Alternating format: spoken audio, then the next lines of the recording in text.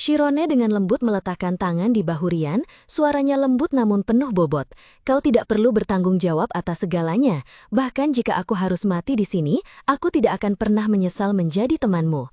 Kata-kata itu bagai pisau yang mengiris hati Rian Ogen. Air mata tak terbendung jatuh di wajahnya yang berkerut karena sakit dan dendam.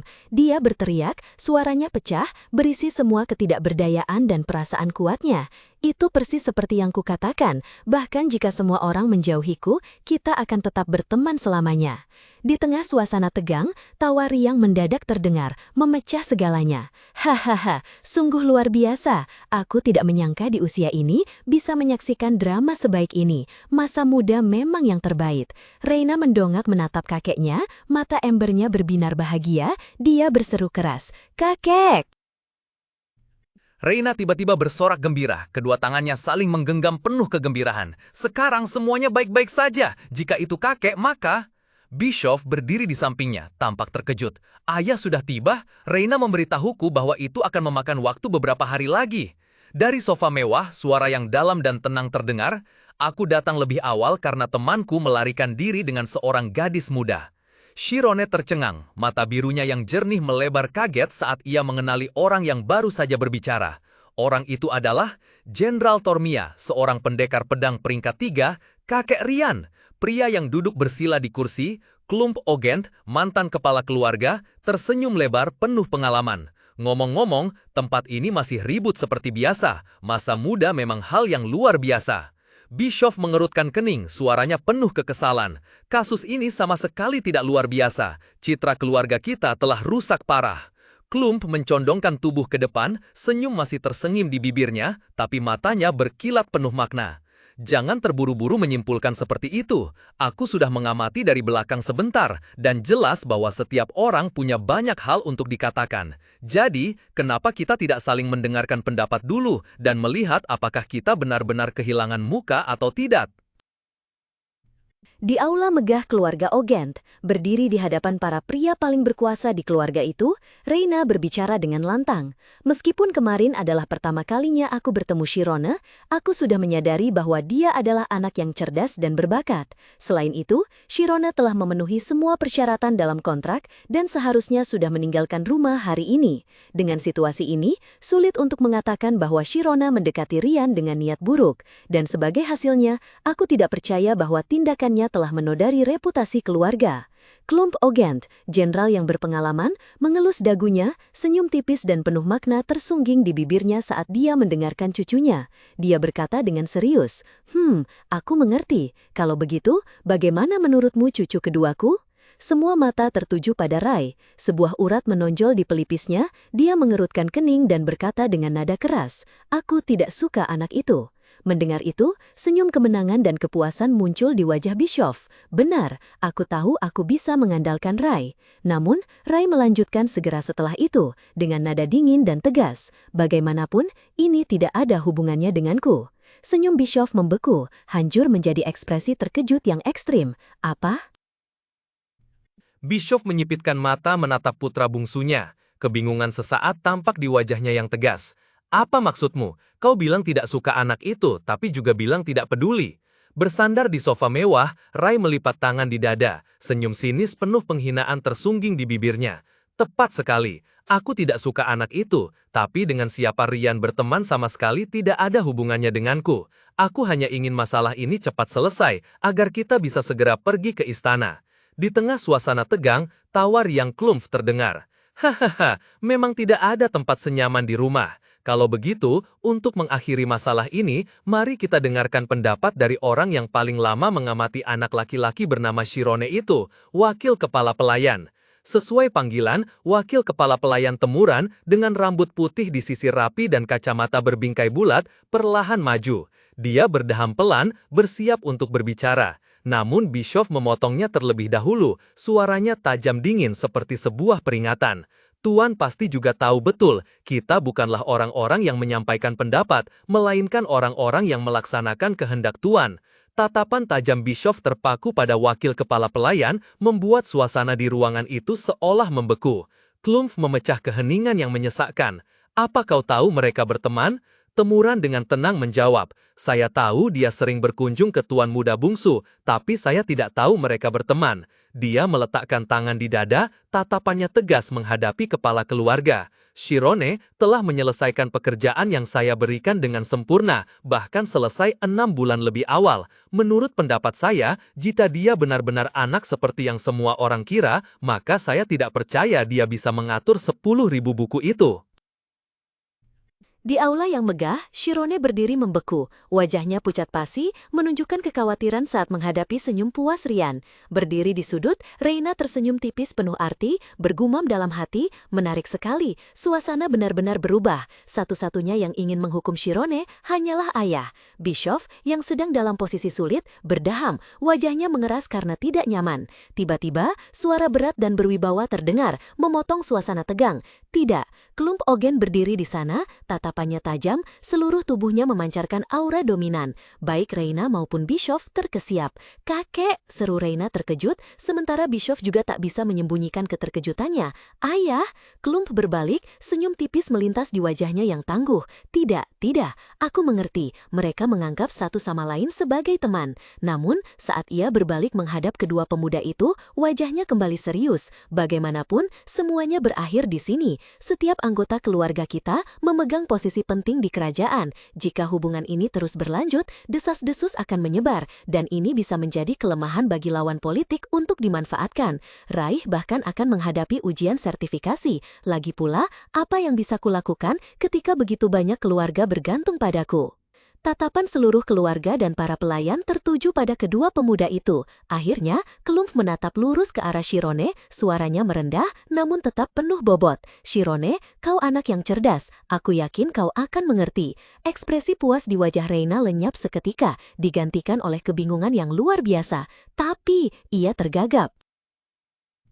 Tubuh Rian menegang, tinjunya terkepal erat di sisi tubuhnya saat dia menatap kakeknya. Klump Ogen menyipitkan mata, suaranya rendah dan penuh wibawa. "Aku melihatmu memiliki energi yang luar biasa, Rian, tapi kenapa kamu tidak bisa memahami kata-kataku? Kamu juga tahu betul beban nyawa tak terhitung yang terancam." Tatapannya beralih dari cucunya yang keras kepala, menuju pemuda berambut pirang yang berdiri diam. "Bagaimana menurutmu, Shirone? Aku ingin berterima kasih karena telah mengajari cucuku yang polos tentang persahabatan sejati, tapi bisakah kau menghentikan ini sampai di sini?" Semua mata tertuju pada Shirone. Keheningan berat menyelimuti, terasa abadi. Akhirnya, Shirone mengangkat kepalanya. Mata birunya jernih dan sangat tegas, menatap lurus ke arah jenderal yang berkuasa itu. "Saya tidak bisa." Penolakan singkat namun tajam itu seperti palu yang menghantam keheningan. Seluruh ruangan terasa mati. Orang-orang di sekitarnya terengah keheranan. Tapi yang paling terkejut adalah Rian. Mata emasnya melebar. Kemarahan awalnya sepenuhnya tergantikan oleh keterkejutan yang tak bisa dipercaya. Dia tergagap, tak bisa mengeluarkan kata-kata. Panggilan Rian terdengar, memecah suasana tegang. "Shirone!" Shirone berdiri tegak, meletakkan tangan di dada dan berbicara dengan tegas. "Jika aku menjadi hambatan bagi Rian, aku tidak keberatan untuk tidak pernah bertemu dengannya lagi. Namun, itu tidak berarti aku bisa menganggapnya sebagai apapun selain seorang teman. Aku dan Rian adalah teman." Mendengar kata-kata itu, Rian menundukkan wajah, tangannya menggenggam erat gagang pedang sampai gemetar. Rasa malu yang luar biasa menyelimuti pikirannya. "Aku benar-benar memalukan," ia mengakui pada dirinya sendiri dalam hati yang hancur. "Aku berpikir alangkah leganya jika Shirone tidak perlu mati. Jujur saja, sebagian diriku memang merasa begitu." Setetes air mata panas diam-diam mengalir di pipinya saat kenyataan pahit menyeruak. Tapi Shirone sudah tahu sejak lama bahwa meninggalkan seorang teman sama saja dengan meninggalkan dirinya sendiri. Dalam suasana tegang yang mencekik, Rian menggeram, wajahnya berkerut karena amarah yang memuncak saat mengangkat pedangnya tinggi-tinggi. "Baiklah, lagi pula ini bukan masalah yang bisa dinegosiasikan." Reina menjerit ketakutan. "Jangan lakukan itu. Aku tidak tahu apa yang ingin kau lakukan, tapi jangan lakukan itu." Meskipun ada permohonan putus asa dari kakaknya, Rian tidak ragu sedikit pun. Sebuah cahaya menyilaukan muncul saat dia mengayunkan pedangnya dengan kuat dan menancapkannya ke lantai marmer, menciptakan gelombang energi yang menyebar ke seluruh ruangan. Dengan pedang yang tertancap kuat di tanah, Rian mengangkat kepalanya, matanya penuh ketegasan dan bersumpah dengan hikmat. "Aku menyatakan, Aku, Rian Ogent, putra ketiga klan Ogent, mulai saat ini akan menjadi pedang Shirone. Keheningan pecah oleh geraman Bischoff. Ekspresinya berubah dari terkejut menjadi sangat marah. Apa? Hei, brengsek, dasar bodoh! Teriakannya yang marah bergema di seluruh kediaman luas itu, sebuah pernyataan yang tak tergoyahkan. Asal mula sumpah kesatria berasal dari masa pendirian kerajaan Tormia. Di era yang kacau balau, negara-negara besar dan kecil terus berperang untuk merebut wilayah.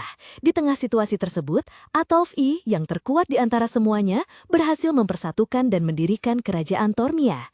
Berdiri di balkon tinggi, di hadapan bendera nasional berlambang singa perkasa, raja yang baru dilantik itu memandang lautan manusia terdiri dari ribuan prajurit berzirah di bawahnya. Namun, kerajaan yang baru didirikan itu harus menghadapi negara-negara tetangga yang kuat. Oleh karena itu, alih-alih dibersihkan selama proses penyatuan, raja-raja yang kalah diizinkan untuk langsung memerintah wilayah mereka. Dan yang tercipta dalam proses itu adalah Sumpah Kesatria. Di aula-aula megah, para prajurit berlutut mempersembahkan pedang mereka, bersumpah untuk menjadi satu-satunya pedang tuan mereka. Sebagai gantinya, mereka dianugerahi status bangsawan.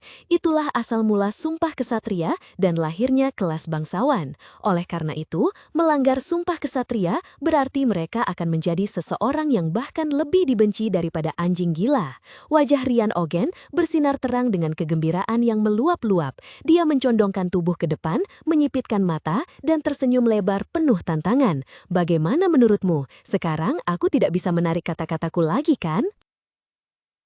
Di tengah aula yang megah, teriakan Rian menggema, "Tuanku!" Dia berlutut dengan satu kaki, kedua tangannya mengangkat pedang yang dipersembahkan di hadapan Shirone, membuat semua yang hadir terkejut. Berbanding terbalik dengan ekspresi sombong Rian, Shirone berteriak panik, "Rian, apa yang kau lakukan?" Dia buru-buru meraih lengan Rian, mencoba menariknya berdiri, namun sia-sia. Sebuah suara berat dan berwibawa terdengar, memotong suasana. "Rian!" Klump Ogent melangkah maju, dia menggerutu, senyum di bibirnya tampak percaya diri sekaligus menantang. "Jika aku benar-benar menyaksikanmu menyatakan diri untuk menjadi pedangnya, berarti anak ini layak untuk itu, bukan?" Jawab aku. "Apakah dia benar-benar sangat berbakat, atau dia bersinar di matamu hanya karena kamu sendiri tidak memiliki cahaya itu?" Rian mengangkat kepalanya tinggi-tinggi, meletakkan tangan di dadanya sebagai tanda kesetiaan mutlak, dia dengan lantang menyatakan, "Sebuah pedang tidak menghakimi, itu hanya melindungi." Tiba-tiba, suara tawa Riang bergema seperti guntur yang menenggelamkan semua suara lain. "Klump, hahaha!" Klump Ogent tertawa terbahak-bahak, satu tangan menutupi wajahnya sementara seluruh tubuh kekarnya bergetar. Rian terbata-bata memanggil kakek. Klump mengabaikan panggilan cucunya, suaranya tetap nyaring dan penuh wibawa. "Benar, kalian para bocah harus bisa setidaknya seperti ini untuk mencapai puncak." Bocah itu berbicara dengan cukup baik, tapi dengan keahlian pedangmu yang buruk, Rian, aku kasihan pada teman barumu itu karena memiliki pedang seperti itu. Mengabaikan ekspresi bingung Rian, Klump melambaikan tangan. Cukup, semuanya sudah beres." Dia berbalik ke arah Shirone, meletakkan tangannya yang besar dan kapalan di bahu pemuda itu. Tatapannya menjadi hangat dan tulus. "Shirone, meskipun cucuku belum menjadi pedang yang paling tajam, dia tidak akan pernah mengarahkan ujung pedangnya kepadamu. Tolong jaga cucuku ya." Terkejut dengan perubahan sikap yang tiba-tiba, Shirone sejenak tertegun, tetapi kemudian senyum lega dan tenang mengembang di bibirnya. Pemuda itu sedikit merapikan kerah bajunya, menunduk dengan sopan, "Terima kasih atas persetujuan Anda." Jenderal Ogent mengangguk puas, lalu berbalik kepada kepala pelayan yang berdiri membeku di dekatnya. Suaranya memerintah dengan tegas, "Karena mereka berdua telah menjadi saudara angkat seumur hidup, aku tidak bisa membiarkannya pergi begitu saja. Wakil kepala pelayan, gunakan kereta kuda yang seharusnya untuk Shirone pulang untuk menjemput orang tuanya kemari." Wakil kepala pelayan dan pelayan lainnya terkejut hingga tercengang. Baik, hamba segera pergi." Pelayan lain membatin, "Ini benarkah?" Tawa Rian Ogent yang agak gila menggema di seluruh ruangan. Dia terbaring di lantai, tangan terentang lebar, ekspresinya sangat puas. "Hahaha, sungguh menyegarkan. Apa kau melihat wajah keluargaku? Luar biasa." Shirone berbicara pelan dengan nada penyesalan, "Rian, sumpah kesatria, kau tidak perlu melakukan itu untukku." Mendengar itu, Rian melompat bangun, mata kuning tajamnya menatap lurus ke arah Shirone. Ekspresi bercanda yang sebelumnya benar-benar menghilang. Shirone, aku tidak melakukan ini karena kau adalah temanku. Aku berbeda dari kakakku. Kau memiliki kekuatan untuk menarik orang lain. Aku hanya memilih untuk mempertaruhkan hidupku pada orang seperti itu. Pernyataan tiba-tiba itu membuat pipi Shirone memerah, dia tergagap. Apa? Mengapa kau mengatakan hal seperti itu? Aku merasa sangat tertekan. Tapi, jika kau ingin melindungiku, kau harus berusaha lebih keras. Sambil berbicara, Shirone menyodok pelan dada Rian dengan jarinya. Shirone terkejut dan panik. Ada apa? Bukan apa-apa, Rian bergumam dari bawah tanah. Kau baru saja menyentuh titik sakitku. Tepat pada saat itu, pintu kamar terbuka. Reina Ogent masuk, wajah cantiknya menunjukkan kemarahan dan kebingungan. Rian, apa benar kau telah mengucapkan sumpah kesatria untuk menjadi pedang Shirone? Dia tertegun melihat adiknya terbaring telentang di lantai. Kenapa dia begitu? Pergi sana, Rian bergumam. Shirone segera menyelah. Apa yang kau katakan? Kakakmu sudah banyak membantu, silahkan masuk. Reina mengangguk lalu sepenuhnya masuk ke dalam kamar. Benar, aku membawa beberapa informasi penting dari pihak lawan. Mendengar itu, Rian langsung duduk tegak. Apa yang ayah dan kakek lakukan? Reina dengan anggun duduk di kursi, melipat tangannya. Mereka sangat haus darah. Lagi pula, kau sudah menarik kartu sumpah kesatria. Mereka sedang merencanakan arah baru mereka. Singkatnya, ayah sedang berpikir untuk mendaftarkanmu dan Shirone ke Akademi Pedang Kaizen. Shirone, kau bilang kau punya bakat gila dalam ilmu pedang kan? Itulah yang kau katakan. Shirone tercengang. Sampai sejauh itu, Reina tersenyum penuh arti. Tentu saja, sekarang kau adalah anggota keluarga. Aku sudah menceritakan semua tentang bakatmu untuk melihat apakah ada kesempatan mereka bersedia berinvestasi padamu. Mereka pasti merencanakan kesuksesanmu, meskipun hanya demi masa depan Rian. Begitu kakaknya selesai berbicara, Rian langsung berdiri, urat-urat menonjol di dahinya. Dia meraung, siapa yang mengizinkan mengirimku ke sekolah tanpa persetujuanku? Apalagi ketika akhirnya aku bisa bermain-main dengan Shirone dengan bebas. Reina berdiri bertolak pinggang di meja. Wajah cantiknya memucat karena marah. Ia berteriak memarahi adik laki-lakinya yang tergeletak di lantai. Menghela napas. Benar-benar bodoh. Apa yang akan kamu lakukan setelah membuat kekacauan ini? Dikuasai kakaknya, Rian hanya sempat berteriak kesakitan.